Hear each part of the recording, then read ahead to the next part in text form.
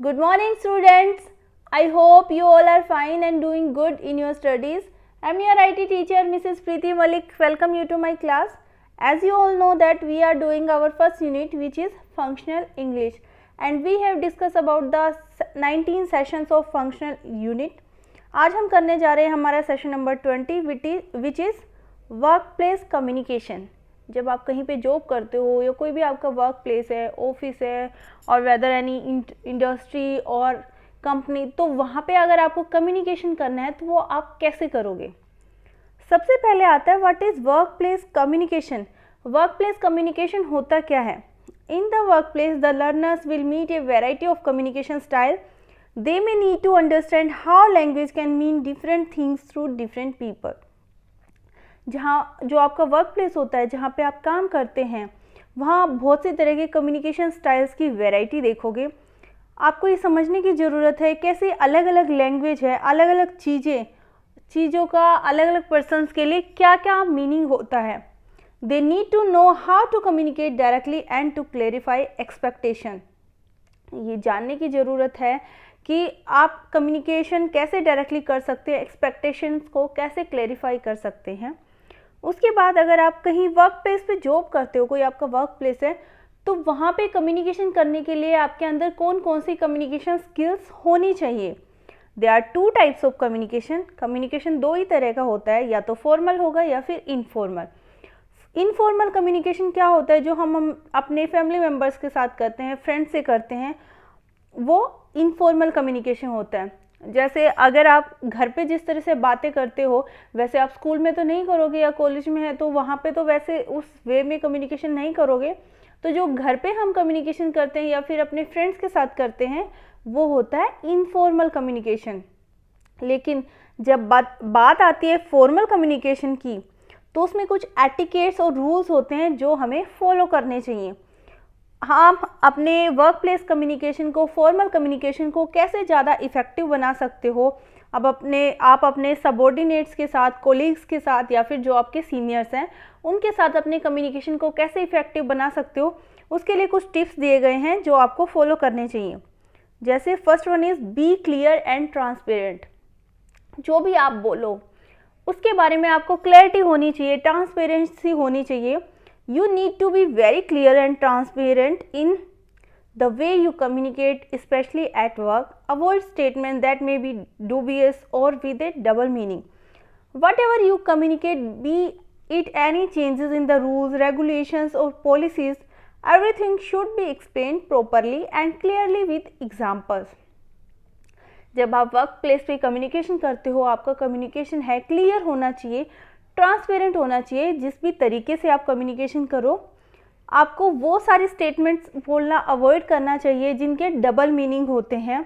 जब आप कम्युनिकेशन करते हो, चाहे वो रूल्स को चेंज करने के बारे में हो, रेगुलेशंस के बारे में हो, पॉलिसीज़ के बारे में हो, हर एक चीज़ को आपको क्लियरली एग्जाम्पल्स का यूज़ करके समझाना चाहिए या एक्सप्लेन करना चाहिए. नेक्स्ट जो टिप्स है वो आता है बी वेल प्रिपेयर्ड. जैसे अगर आपके एग्ज़ाम्स होने वाले हैं, ऐसा तो नहीं है कि आप सीधे ऐसे ही एग्ज़ाम देने चले जाओगे, पहले आप प्रिपरेशन करते हो ना. तो उसी तरह से अगर आप वर्क प्लेस में कम्युनिकेशन करना चाहते हो, तो जो भी आपको बोलना है, आपको वो सब कुछ पहले से पता होना चाहिए, उसकी प्लानिंग पहले से कर लेनी चाहिए और प्रिपेयर होके जाना चाहिए आपको. Remember this is professional communication, so you should always have a proper documentation of all the points to be covered while communicating with your employees or colleagues. Include everything that you want to communicate, as missing out on even a single important point might create a hassle later on. आपको ये याद रखना चाहिए कि जो आप communication करने जा रहे हो वो एक प्रोफेशनल कम्युनिकेशन है, इसलिए आपको पूरी की पूरी डॉक्यूमेंटेशन प्रॉपर वे में पहले से तैयार कर लेनी चाहिए. आपको वो सारे पॉइंट्स कवर कर लेने चाहिए जो आप अपने डॉक्यूमेंटेशन में बोलने वाले हो, चाहे अपने एम्प्लॉयज़ के साथ आपकी कम्युनिकेशन हो या फिर आपके कोलीग्स के साथ हो. आपको अपने कम्युनिकेशन में सारी चीज़ों को इंक्लूड करना चाहिए, क्योंकि अगर एक सिंगल पॉइंट भी मिस हो जाता है तो उसकी वजह से बाद में परेशानी हो सकती है. उसके बाद जो थर्ड पॉइंट है वो है बी प्रिसाइज. जो भी आप बोलो वो प्रिसाइज होना चाहिए. You are here to communicate about organizational matters, and so you need to honor the time of everyone involved directly or indirectly. For this you have to be precise, so do not drag the discussion unnecessarily and come to the point directly. आपको ये याद रखना चाहिए कि organisational matters हैं ये, यहाँ जहाँ पे आप कम्युनिकेशन करने वाले हो, तो इसलिए हर एक पर्सन के टाइम की आपको वैल्यू करनी चाहिए, चाहे वो डायरेक्ट वे से हो या इनडायरेक्ट वे से हो। कोई भी पर्सन जो उस कम्युनिकेशन में इन्वॉल्व है, आपको उन सभी के टाइम का ध्यान रखना चाहिए। इसके लिए आपको क्या करना है, जो भी आप कम्युनिकेशन करो, जो भी एक्सप्लेन करने जा रहे हो, वो प्रीसाइज होना चाहिए। आपको जो चीज़ों की ज़रूरत है वही बोलनी चाहिए, बिना वजह के आपको अपनी डिस्कशन को, अपने कम्युनिकेशन को ड्रैग नहीं करना चाहिए, उसे खींचना नहीं चाहिए। जो भी पॉइंट्स हैं वो डायरेक्टली पॉइंट वाइज आपको बता देने चाहिए। Next is be generic. Communicating on a professional level need discussion on generic level. Pointing at anyone's mistake or errors is undesirable, as this might result in a conflict. Use the word we for success as well as failures, and try not to use the word you unless there is a need for mentioning something specially. जो भी आप communication करो professional level पे, जो भी आपकी discussion है वो जेनरिक लेवल पे होनी चाहिए। कभी भी किसी सिंगल पर्सन की मिस्टेक्स को पॉइंट आउट नहीं करना चाहिए, क्योंकि उसकी वजह से बाद में कॉन्फ्लिक्ट क्रिएट हो सकता है। हमेशा जब आप कंपनी के या ऑर्गेनाइजेशन की सक्सेस के बारे में या फेलियर के बारे में डिस्कस करो, तो हमेशा वी वर्ड का यूज़ करना चाहिए इंस्टेड ऑफ सेइंग यू। कि अगर फेलियर की बात कर रहे हो तो किसी सिंगल पर्सन को पॉइंट आउट नहीं करना चाहिए कि तुमने ये किया, तुम्हारी वजह से ये गलती हुई, ऐसे पॉइंट आउट नहीं करना चाहिए। चाहे कंपनी की सक्सेस हो या कोई भी फेलियर हो, कोई भी काम हो, तो हमेशा वी वर्ड का यूज़ करना चाहिए। अगर आप स्पेशली कोई पॉइंट मेंशन करना चाहते हो किसी की मिस्टेक, तो आप यू वर्ड का यूज़ कर सकते हो, नहीं तो वी वर्ड का ही यूज़ करना चाहिए। Next one is be assertive. Communicate in an assertive manner. It should be such that you as well as the person in front of you should be benefited. Be open and honest about what you say while respecting the feelings of others. जो भी आप communication करो वो assertive वे में होना चाहिए। जैसे जो भी पर्सन आपके सामने हैं उन्हें भी उस कम्युनिकेशन से कोई ना कोई बेनिफिट होना चाहिए। आपको हमेशा ओपन रहना चाहिए, ऑनेस्ट रहना चाहिए जो भी आप बोलते हो उसके बारे में, और दूसरों की फीलिंग्स की भी आपको रिस्पेक्ट करनी चाहिए।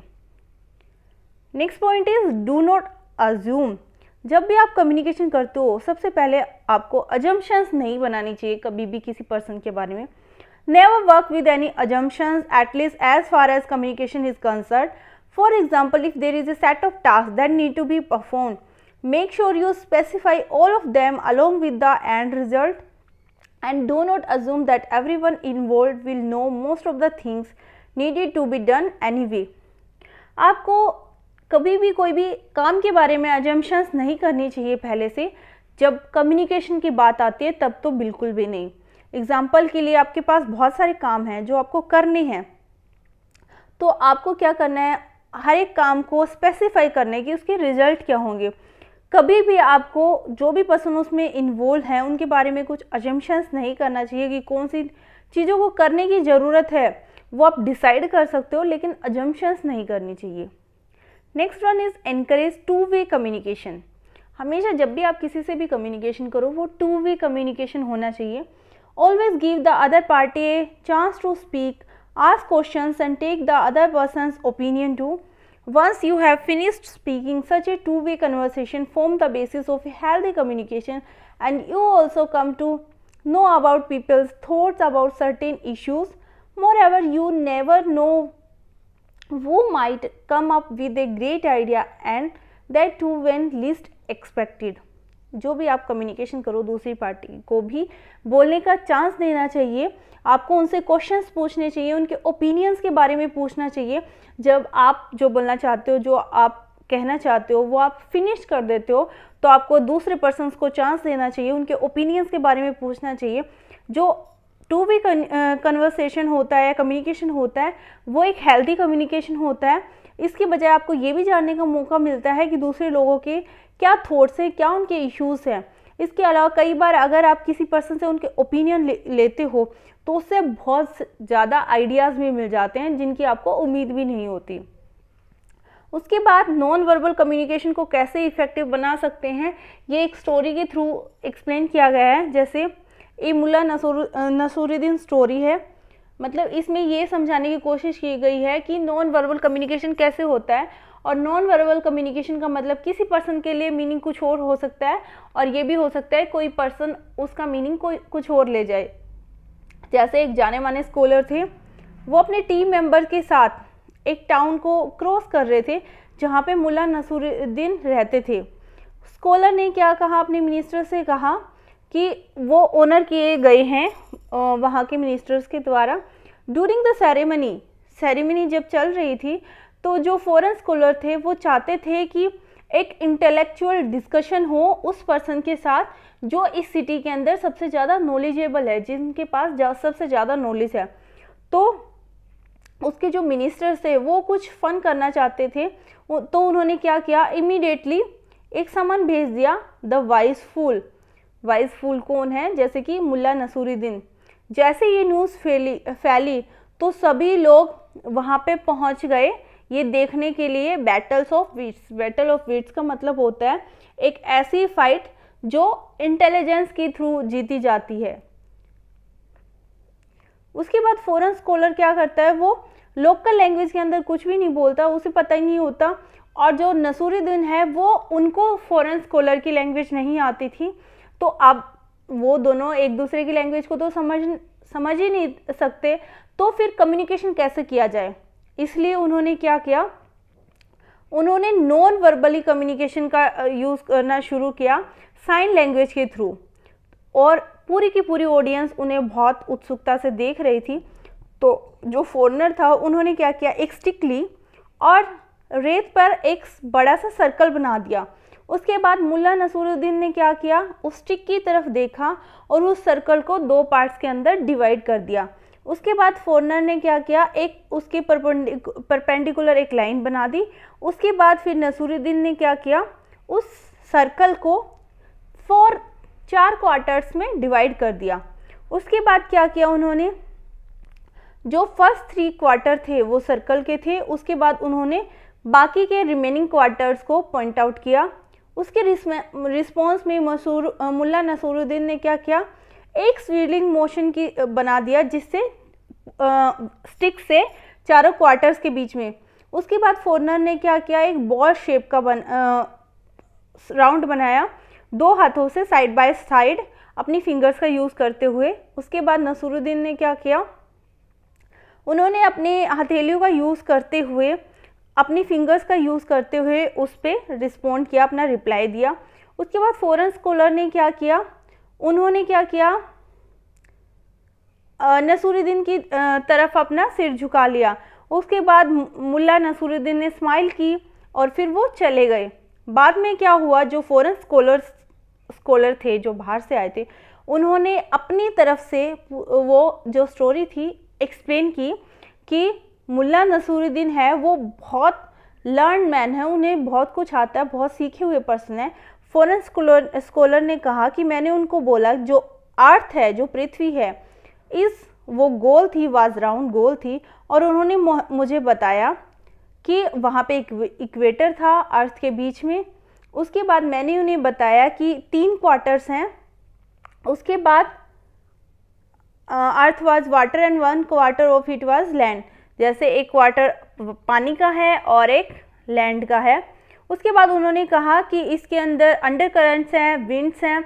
उसके बाद मैंने उनको बताया कि वाटर है वो गर्म होता है, भाप बनती है उसकी, और वो आसमान की तरफ चला जाता है। उसके रिप्लाई में उन्होंने कहा कि फिर वो ठंडा हो जाता है और बारिश के रूप में हमें मिल जाता है। उसके बाद जब वो अपने घर पहुंचा मुल्ला नसूरुद्दीन, तो उनकी वाइफ भी बहुत क्यूरियस थी, उत्सुक थी कि वहाँ पे क्या हुआ, क्या बैटल हुई, वो पूछने के लिए।